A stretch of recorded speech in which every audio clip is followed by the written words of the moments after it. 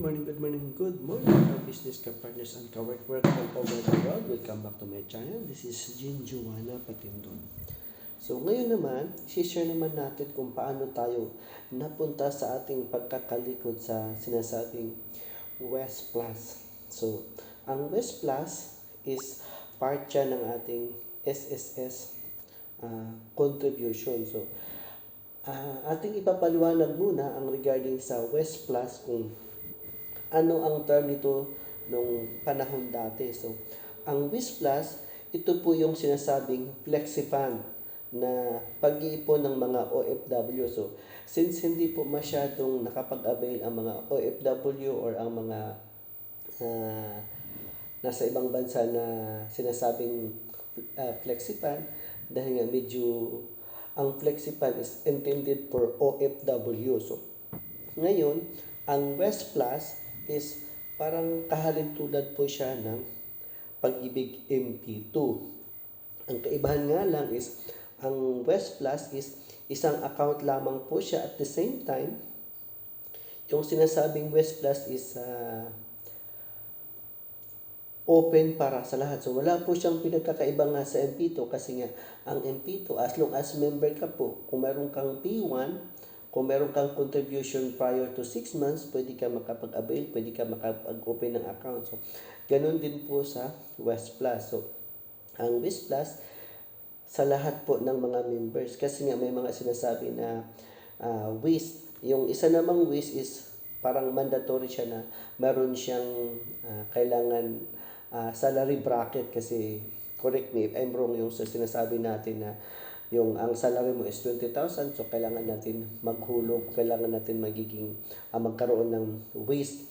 Kung hindi tayo umabot ng 20,000 na bracket, so ibig sabihin, hindi po tayo pwedeng magkaroon ng sinasabing waste. So ang waste plus is intended po to sa mga SSS members na pwedeng mag-open ng saving investment na walang pinipiling bracket na sahod, walang pinipiling pagbabayad kasi nga mayroon tayong mga mandatory na kailangan bayaran. So, nagpapasalamat po ako sa aking pagkakalikod sa ating paghahanap ng panibagong mapagkabalahan dahil nga ang hirap dito sa ibang bansa na lahat pinapadala. Kahit anong padala mo, kulang. So, kahit anong pag-iipon mo, hindi sapat.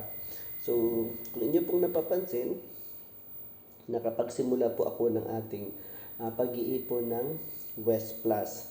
So, uulitin ko, ang West Plus is kahalintulad ng MP2. Ang West Plus is, ito po yung, sa lumang panahon, ito po yung sinasabing Flexi Fund. So, ang Flexi Fund, bali, nawala na po siya, napapalitan na po siya ng West Plus. So, ang West Plus niya is kahalintulad ng MP2. Ang kaibahan nga lang, ang MP2, meron siyang, sa bawat individual, pwedeng magkakaroon ng 5 account or multiple accounts. Ang West Plus is isang account lang. So, halos paras lang din sila ng maturity, 5 years, pero lifetime.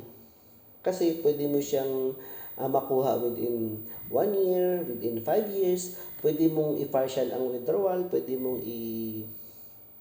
i-full ang withdrawal, pwede ka rin mag-reopen ulit. Pero same account lang kasi nga 1 account lang ang each individual.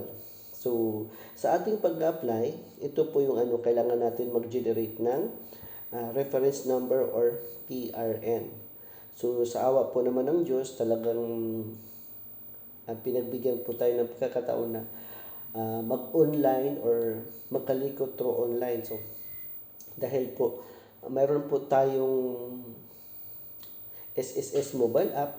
So, ang nangyari po sa akin, namomonitor ko yung aking hulog na 2,800 as 2023 monthly contribution. So, sa awa po naman ng Diyos, iuulitin natin today is December 2. So, nakapaghulog na po tayo.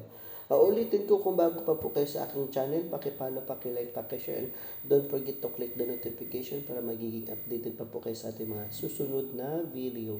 Jin Juana Patindon. So, kayo mga OFW, inanyayahan ko po kayo na sikapin natin na magkaroon ng SSS contribution. So hanggang sa muli po, thank you for watching, stay safe, God bless, and bye-bye!